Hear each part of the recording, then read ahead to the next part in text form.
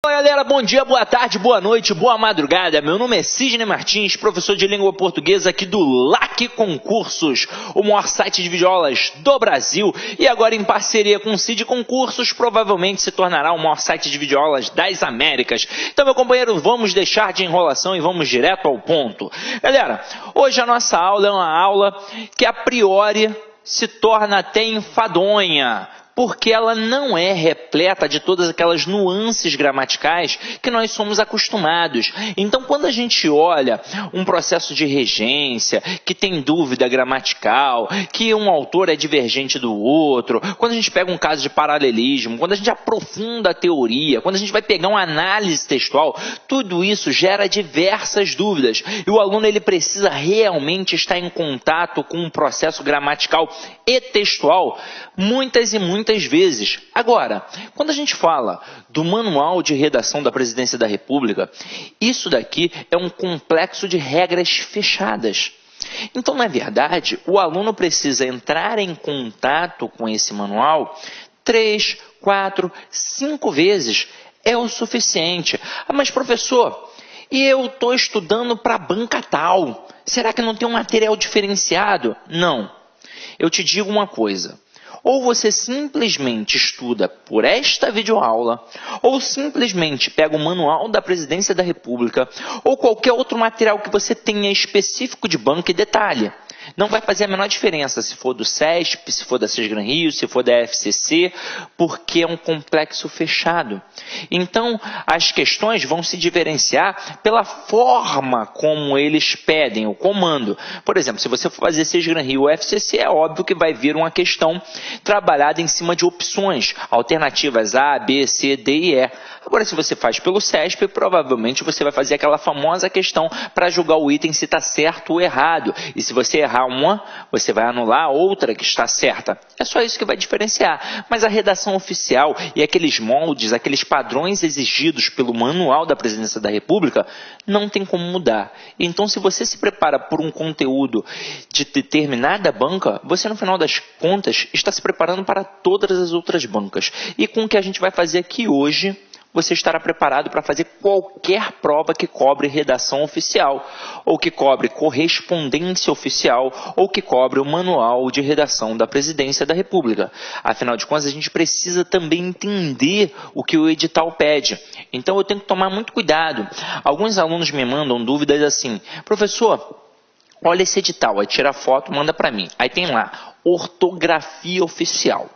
Não significa que vai cair redação oficial na sua prova, porque ortografia oficial é apenas a forma correta de se escrever. Quando o camarada vai cobrar realmente o Manual da Presidência da República, ou ele coloca lá no edital, Manual de Redação da Presidência da República, ou coloca simplesmente redação oficial, ou coloca correspondência oficial. Colocou uma dessas 3 etapas, você sabe que ele vai cobrar a redação oficial. E o que seria a redação oficial? Na verdade, é qualquer forma, qualquer texto escrito proveniente da administração pública. Então, vamos começar. O que nós vamos fazer aqui hoje? Nós vamos fazer um estudo dirigido. Nós vamos acompanhar o manual e eu vou mostrando exemplos de estruturas certas e erradas, e quando acontecer de aparecer algo que realmente chame a atenção, a gente tece algum comentário pertinente. E é claro, vamos trabalhar questões para que a gente possa visualizar a teoria na prática. Então vamos direto ao ponto. Meu companheiro, acompanha aí comigo, ó. A redação oficial é a maneira própria que a administração pública tem de redigir seus textos. Portanto, todo tipo de comunicação escrita proveniente dos órgãos e setores públicos recebe essa classificação. Os documentos oficiais seguem os princípios estabelecidos pela Constituição Federal. Agora nós vamos começar a trabalhar em cima dos princípios. Só que uma dica eu vou te dar. O material que a gente preparou para você ter aí na sua casa, que você vai imprimir e acompanhar, é um material de extrema importância, porque você vai assistir a aula 1 ou 2 vezes no máximo, e esse material você vai fazer a leitura 3 ou 4 vezes e será o suficiente para qualquer prova. E detalhe, Normalmente as bancas fazem um esquema de Ctrl+C, Ctrl+V, ou seja, o camarada copia e cola. É basicamente a mesma estrutura que o cara que vai fazer uma prova que seja da segurança pública, né, de forma geral, quando ele pega a letra da lei, e o cara pega ali, ó, que está lá no parágrafo tal, no inciso tal, copia e cola para você na prova, a mesma coisa é com a redação oficial. Então, independentemente de você fazer prova de determinada banca, aqui, o que o camarada vai fazer contigo? Ele vai copiar e colar. Se você fez a leitura e assinalou, anotou aqueles principais conceitos, opa, isso daqui é importante, e eu vou te direcionar, eu vou falar, isso aqui cai em prova. Então, é assim que vai funcionar, beleza? Então, acompanha aqui comigo os princípios. O primeiro é o princípio da legalidade. Somente podem ser praticados na administração atos previstos em lei. Que bom seria se tudo fosse assim, né? Na esfera pública. Agora, impessoalidade. Meu companheiro, fica ligado nesse aqui, porque se a gente pensa em redação oficial, o principal conceito é a impessoalidade. Então, quando a gente pega qualquer documento da administração pública, dois conceitos regem basicamente esse processo. É a impessoalidade e a máxima clareza. E a gente vai entender o porquê. Então, vem aqui comigo. Ó. Impessoalidade. O agente público não age por si, mas pela administração que ele representa. Os atos praticados pela administração ou por aqueles delegados, por ela devem sempre atender ao interesse da coletividade. Como assim? Vamos lá. Eu não vou falar por mim, aqui ó, agente público, eu não vou falar por mim, eu vou falar pela administração pública. Então, o que isso significa? Que eu não vou deixar nenhuma marca de pessoalidade, eu não vou deixar nenhuma marca pessoal, eu vou falar de uma forma para todos, eu vou tratar todo mundo bem, é claro. Eu não vou fazer distinção entre quem está numa esfera inferior ou quem está numa esfera superior, até mesmo porque eu não falo em meu nome, eu falo em nome da administração pública, então eu tenho que tratar todo mundo da mesma forma. É isso que a gente chama de impessoalidade, beleza? Agora, moralidade. Os atos realizados pelos agentes públicos precisam ter validade e estar pautados em razoabilidade e justiça. Devem atender ao padrão ético próprio da administração. Vamos para mais um. Publicidade. E aí, vamos fazer o link. Quando a gente fala da impessoalidade, aquela base ali é que vai permitir isso aqui, ó, a publicidade. Porque se eu tenho de ter aquele documento público, eu não posso fazer distinção entre as pessoas. Então, a publicidade, vamos lá, os atos emanados da administração precisam ser divulgados e acessíveis à coletividade.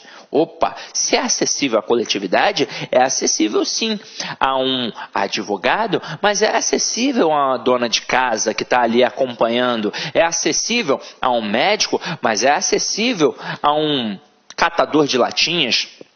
Ou seja, se você está trabalhando algo que vai ser público, você tem que ser impessoal e tem que ser claro. Isso é muito importante. Por quê? Porque você tem de se fazer entendido. Ou seja, da mesma forma que o advogado vai entender, a minha mãe, que é dona de casa, também tem de entender. Tranquilo? Agora vem aqui comigo, ó. Eficiência. Ah, professor, na administração pública precisa ter eficiência? É claro, meu companheiro, você não passa lá pelo estágio probatório, tudo na administração tem que versar pela eficiência. Então aqui, ó, a presteza e a agilidade necessárias, a celeridade na administração são os fundamentos desse princípio. Agora a gente vai fazer o quê, ó? A gente vai reparar as características do processo e como elas se apresentam de forma correta e de forma errada, beleza? Então vem aqui comigo, ó. Clareza. Isso é muito importante.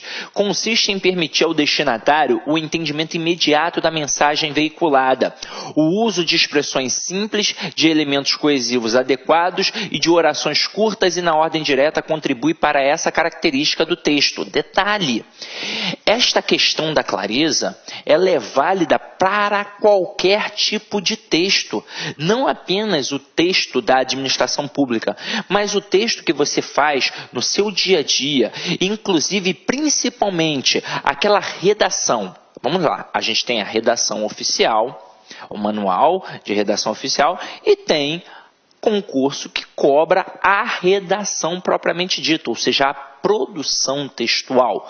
O camarada vai te cobrar um texto dissertativo. E quando a gente produz um texto para que outra pessoa leia, esse texto tem sempre de estar claro. Então aqui, ó, elementos coesivos, expressões simples, uso de orações curtas e na ordem direta são extremamente importantes. Vamos lá. Quando a gente está escrevendo, a gente não precisa utilizar palavras que nós aprendemos que são interessantes. Ah, eu vi aquela palavra, achei tão bonito, vou empregar no meu texto. Não, eu tenho de utilizar uma linguagem simples, não pobre, mas simples, para que todo mundo possa entender. Os elementos coesivos são de extrema importância, porque além de tornar o texto coeso, vão permitir que esse texto também seja coerente. Porque a gente pode pensar em dois tipos de coesão. A coesão referencial, que é através basicamente dos pronomes, para evitar a repetição dos substantivos, porque quando eu repito várias vezes o mesmo termo dentro de um texto, eu demonstro que tenho pobreza de vocabulário, então é para isso que eu utilizo esses pronomes, para evitar a repetição dos substantivos. E também tem a coesão sequencial, que é trabalhada em cima das conjunções, para eu poder mostrar ali se eu estou indicando causa, consequência, finalidade, oposição, conclusão e por aí vai. Agora, ó, duas dicas bem importantes. A questão das expressões curtas e da ordem direta. Quando a gente produz um texto, o ideal é que o período seja curto. Não significa que produzir um período longo esteja errado. Mas quando a gente produz um período longo, nós estamos, na verdade, fadados a dois possíveis erros. O primeiro, principal erro de concordância verbal. Porque versa que a concordância verbal é a relação entre o verbo e o sujeito. E, na verdade, se você já assistiu a aula de concordância verbal, é entre o verbo e o núcleo do sujeito. Então, se a estrutura está muito grande, há uma possibilidade do sujeito estar distante do verbo e a gente não atentar para isso. Então, a gente vai deixar o sujeito no singular e o verbo no plural. Então, eu tenho que tomar muito cuidado. Sem contar que se a estrutura está muito grande, é muito comum que a pessoa pense que tem de colocar uma vírgula. Ela vai sentir falta pela questão da respiração. E a gente já sabe, se você já assistiu a aula de pontuação, que vírgula é processo sintático. Quem sabe bem sintaxe, sabe empregar bem a vírgula, ou seja, não é um processo de respiração. E quando a gente fala da ordem direta, essa é uma ordem que nós, quando éramos crianças, aprendemos a falar, ou seja, é o sistema linguístico da língua portuguesa, sujeito, verbo e complemento. Então isso é o que a gente chama de ordem direta. A gente não sabia nem pronunciar corretamente o verbo e a gente dizia, eu sabo isso. Ou seja, é uma estrutura facilitadora da compreensão. Se eu começo a fazer inversões, não significa que está errado, mas vai dificultar a compreensão da outra pessoa que está lendo. Tranquilo? Então vem aqui comigo. Aí vamos reparar aqui, vou só apagar para não ficar poluído visualmente, formas erradas e corretas relacionadas à clareza. Olha aqui, ó. Solicitamos a Vossa Senhoria arquivar a documentação juncada sobre a mesa separada a fim de melhor contribuir para o coenvolvimento ativo deste setor na organização do ambiente laboral. Então vamos lá. Quando o camarada olha para coenvolvimento, ele até pode pensar em envolvimento. Quando ele olha para laboral, se ele tem um pouquinho mais de bagagem literária, ele vai pensar em trabalho. Mas juncada não é uma palavra comum. Então ele pode ficar na dúvida. Mas, meu Deus, o que é isso? Então, para evitar essa estrutura que for um tanto quanto rebuscada, a gente vai torná-la simples. Então aqui, ó, solicitamos a Vossa Senhoria arquivar separadamente a documentação espalhada sobre a mesa, ou seja, a juncada era espalhada sobre a mesa para a melhor organização do ambiente de trabalho. Viu como simples ganha o jogo? Então vamos adiante. Olá, meus amigos, minhas amigas. Sou o professor Luiz Antônio Carvalho.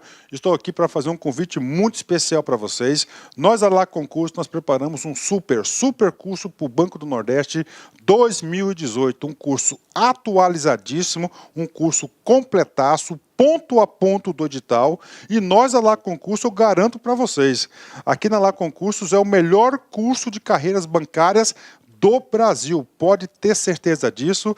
Desde 2010 até a presente data, nós tivemos a oportunidade de atender todos os concursos de carreiras bancárias do Brasil e, claro, com centenas de alunos aprovados em todos esses concursos. Meus amigos, minhas amigas, aqui na Lá Concurso você vai ter treino diário. O que é isso?